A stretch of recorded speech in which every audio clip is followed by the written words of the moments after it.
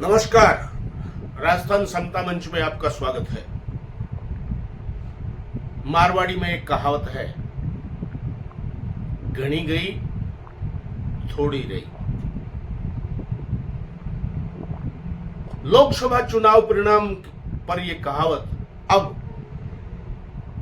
बिल्कुल फिट बैठती है। 4 जून आने को है। भाजपा और कांग्रेस दोनों के ही नेताओं की धड़कनें 4 जून का बेसब्री से इंतजार कर रही है और दोनों ही दलों को अभी तक चुनाव परिणाम को लेकर विभिन्न तरह की शंकाओं ने घेर रखा है। सट्टेबाज और भारतीय जनता पार्टी के समर्थक, कांग्रेस के समर्थक अपने अपने समर्थक की जीत का दावा कर रहे हैं। कांग्रेस के समर्थक जहां चूरू लोकसभा क्षेत्र के सट्टे को अपने तर्क के रूप में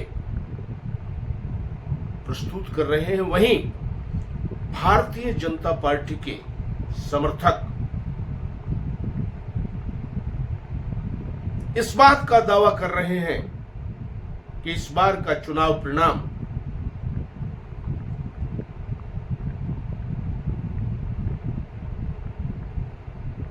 अलग हटकर होगा और 2004 के चुनाव परिणाम की तरह से परिणाम आएगा। देखते हैं क्या होता है। हमें पता नहीं कौन जीतेगा कौन हारेगा, लेकिन एक बात निश्चित रूप से देखी जा रही है। भाजपा समर्थक भाजपा की जीत के दावे कर रहे हैं और कांग्रेस में राहुल कस्बा के समर्थक कांग्रेस की जीत के दावे प्रतिदावे कर रहे हैं। दोनों के अपने अपने दावे हैं, अपने अपने प्रतिदावे हैं, लेकिन आम मतदाता जो किसी का कट्टर समर्थक नहीं है, उसकी चुप्पी ने सारे चुनाव को रहस्यमय बना दिया है। समर्थक अपने प्रत्याशी के समर्थन में जबरदस्त ताल ठोकते हैं, लेकिन जब बात आपस में शर्तों की हो जाती है तो धीरे से पीछे भी खिसक लेते हैं, जो इस बात को इंगित करती है कि कोई भी समर्थक, चाहे वो भारतीय जनता पार्टी का हो चाहे वो कांग्रेस का हो, मन के अंदर अपनी जीत को लेकर 100% आश्वस्त नहीं है। चूरू लोकसभा क्षेत्र में लगभग 22.25 लाख वोट हैं, जिनमें से सर्वाधिक संख्या मतदाताओं की अनुसूचित जाति जनजाति की है, फिर 60 मतदाताओं और मूल ओबीसी के मतदाताओं की संख्या है। ब्राह्मण, राजपूत और मुस्लिम लगभग थोड़े बहुत अंतर को छोड़कर बराबरी की संख्या में इस निर्वाचन क्षेत्र में है। राजनीतिक विश्लेषक ये मानते हैं कि इस बार के चुनाव परिणाम को अगर सबसे ज्यादा प्रभावित कोई करेगा तो वो अनुसूचित जाति जनजाति के मतदाता हैं। यदि चूरू लोकसभा क्षेत्र जहां से प्रथम चरण में मतदान हुआ था, अनुसूचित जाति जनजाति और मूल ओबीसी के मतदाताओं में यह संदेश चला गया कि यदि फिर से भारतीय जनता पार्टी सत्ता में आई तो हमारा आरक्षण समाप्त कर देगी, संविधान में छेड़छाड़ करेगी। अगर इस संदेश को लेकर अनुसूचित जाति जनजाति ने अपने परंपरागत रवैये के विपरीत जाकर बहुसंख्या में राहुल कस्वा को मतदान किया है, तो राजनीतिक विश्लेषकों का मानना है कि अगर ऐसा हुआ है तो राहुल कस्वा की जीत को कोई रोक नहीं सकेगा। लेकिन अगर परंपरागत रूप से अनुसूचित जाति जनजाति मूल ओबीसी के मतदाता जिस तरह से मतदान करते रहे हैं, उसी तरीके से अगर मतदान हुआ है तो परिस्थितियां भिन्न भी हो सकती है। सट्टे में नजर डालें तो चाहे वो चूरू का सट्टा हो, चाहे वो फलौदी का सट्टा हो, चाहे वो जयपुर का सट्टा हो, सट्टेबाजों के हिसाब से कांग्रेस के राहुल कस्वा चुनाव जीत रहे हैं। लेकिन अगर चुनाव जीत रहे हैं तो सिर्फ समर्थक और राहुल कस्वा को स्वयं चूरू में आकर ये कहने की नौबत क्यों आई कि आप जश्न की तैयारी कीजिए। कार्यकर्ताओं को उत्साहित बनाए रखने के लिए नेता लोग इस तरह की भाषा का इस्तेमाल करते हैं,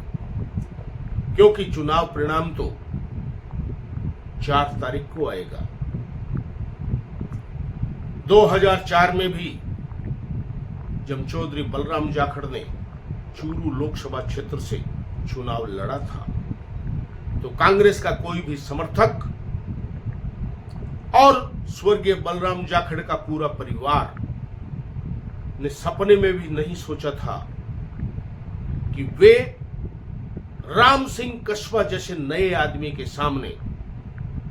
राष्ट्रीय स्तर के एक जाट नेता चुनाव हार जाएंगे। लेकिन बलराम जाखड़ 40,000 मतों से शिकस्त खा गए। इसलिए ऐसा लगता है दूध का जला छाछ को फूंक फूंक कर पीता है। जिस तरह का प्रचार भारतीय जनता पार्टी में नेता प्रतिपक्ष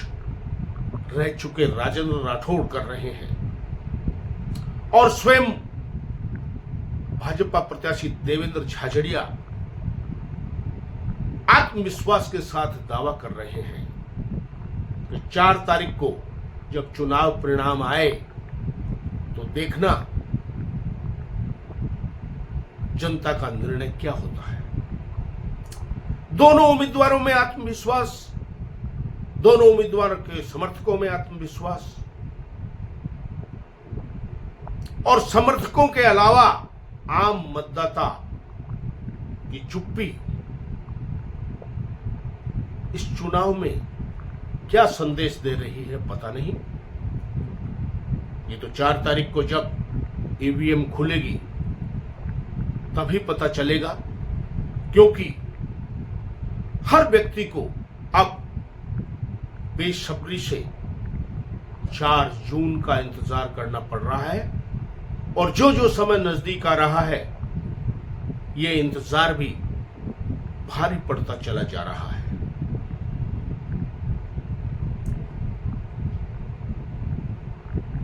22 लाख मतदाताओं में से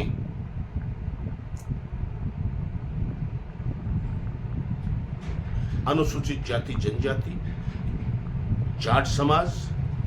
और मूल ओबीसी, इन तीनों जिनकी संख्या सर्वाधिक है का योग 16 से 16.5 लाख के करीब बनता है और शेष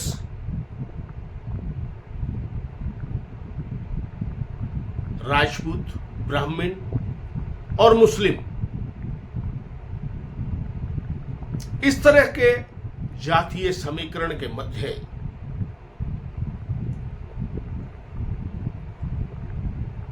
कुछ कहना, क्योंकि वो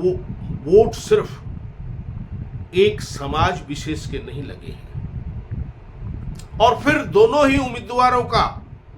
जाट समाज से होना इस बात को तो इंगित करता है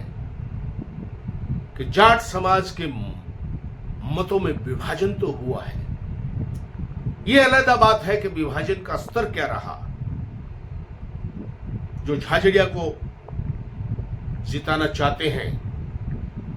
उनका दावा है कि जाट समाज ने 40% वोट झाझड़िया को दिए, 60% राहुल कस्बा को दिया है और राहुल कस्बा के समर्थक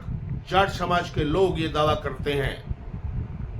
कि 80% जाटों ने राहुल कस्बा को वोट दिया है।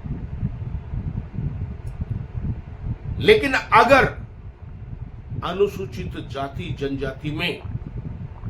परंपरागत तरीके में कोई बदलाव नहीं हुआ और 30% जाट मतदाताओं के वोट भी देवेंद्र झाझड़िया ने प्राप्त कर लिए, तो राजनीतिक विश्लेषकों का मानना है कि फिर देवेंद्र झाझड़िया भारी पड़ सकते हैं, क्योंकि 30% जाट मतदाता, 90% राजपूत मतदाता, 90% ब्राह्मण मतदाता और 80% मूल ओबीसी का वोट बीजेपी का वोट बैंक है। ऐसे में ब्राह्मण, राजपूत और मूल ओबीसी का एक रफ हम खाखा संख्या बल का देखें तो इन तीन जातियों का ही 9 से 10 लाख के करीब मत होते हैं और यह निश्चित बात है कि 80 से 90% मुस्लिम वोट राहुल कस्बा के पक्ष में गए हैं और जाट मतदाताओं में अगर हम 70% भी मान के चलें तो उनके फेवर में 70% जाट, 80 से 90% मुस्लिम, तो फिर घूमकर बात आके ठहरती है अनुसूचित जाति जनजाति के मतदाताओं पर, क्योंकि चूरू लोकसभा क्षेत्र में सर्वाधिक मतदाता अनुसूचित जाति जनजाति के हैं। उनमें अगर बंटवारा भारी संख्या में राहुल कस्बा के पक्ष में नहीं गया तो फिर राहुल कस्बा की जीत की राह आसान नहीं है। और अगर अनुसूचित जाति जनजाति ने भारतीय जनता पार्टी के 400 पार के नारे से संविधान और आरक्षण से छेड़छाड़ की आशंका में एक तरफा राहुल कस्बा के समर्थन में मतदान किया तो राजनीतिक विश्लेषक मानते हैं कि राहुल कस्बा की जीत को कोई रोक नहीं सकेगा। लेकिन अगर अनुसूचित जाति जनजाति में जो परंपरागत तरीके से बंटवारा बराबरी का रहा तो बहुत कठिन है डगर राहुल कस्बा की ये कहावत भी चरितार्थ हो जाए तो कोई आश्चर्य नहीं किया जाना चाहिए, क्योंकि भारतीय जनता पार्टी में उनके प्रत्याशी सुमित्रा पूनिया शादुलपुर, राजेंद्र राठौड़ राकेश जांगिड़ तारानगर, चूरू हरलाल सारण, रतनगढ़ अभिनेश महर्षि, शुजानगढ़ संतोष मेघवाल व खेमाराम मेघवाल, राजकुमार रेणुआ सरदार शहर, भादरा में भारतीय जनता पार्टी का विधायक है ही, और मटोरिया नौहर में जो भी भारतीय जनता पार्टी के प्रत्याशी हैं, विधानसभा में रहे हैं, उनमें एक भी व्यक्ति के इस तरह के समाचार नहीं आए हैं कि वे देवेंद्र झाझड़िया से कहीं नाराज हैं। इनकी जो क्षमताएं हैं, उन्होंने अपना जी तोड़ सहयोग देवेंद्र झाझड़िया को जिताने में दिया है। लेकिन इसके उलट राहुल कस्बा जो कांग्रेस के उम्मीदवार के रूप में चुनाव लड़े थे, उनके बारे में पता नहीं ये अफवाह है या सही, ये तो राहुल कस्बा स्वयं ही बता सकते हैं। लेकिन जिस तरह की मीडिया रिपोर्टिंग आई कि शादुलपुर से कृष्णा पूनिया, सरदार सर से अनिल शर्मा, चूरू से रफीक मंडेलिया, नौहर से अमित चाचान, इन सब की राहुल कस्बा के साथ डेडिकेशन से लगे जाने में संदेह व्यक्त किया जा रहा है मीडिया रिपोर्टों में। हमें पता नहीं ये कहां तक सत्य है, कहां तक असत्य है, लेकिन मीडिया में ये खबरें जरूर आई कि राहुल कस्बा ने कांग्रेस हाईकमान को असहयोग करने वाले 4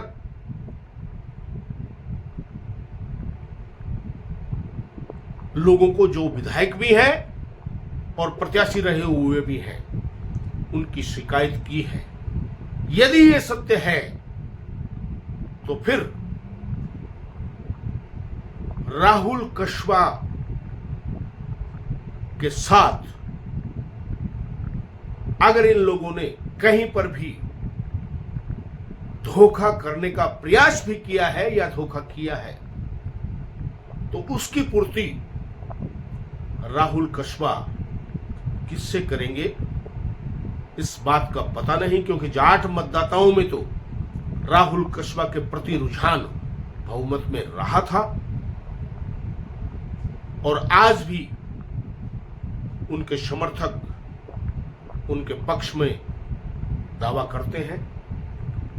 लेकिन रफीक मंडेलिया, अनिल शर्मा, अमित चाचान, नरेंद्र बुडानिया और कृष्णा पूनिया, इन पर जिस तरह के मीडिया रिपोर्ट्स में संदेह व्यक्त किया जा रहा है, तो फिर अंदरूनी रूप से मामला कुछ न कुछ गड़बड़ जरूर है। देखते हैं 4 जून को जनता ने जो फैसला किया है, वो ताज राहुल कस्बा के सर पर रखती है या देवेंद्र झाझड़िया के सर पर रखती है। ये तो खुलासा 4 जून को ही होगा और संभवतः 4 जून को दोपहर तक रुझान हमें निश्चित रूप से मिल जाएंगे। परिणाम में हो सकता है कुछ और समय लग जाए, लेकिन जिस तरह से अल्पसंख्यक समुदाय की चूरू जिला मुख्यालय पर पोलिंग कम हुई है, जो दावे किए जा रहे थे 80% पोलिंग के, 90% पोलिंग के कम हुए हैं, उनका नुकसान तो निश्चित रूप से कांग्रेस को ही होगा।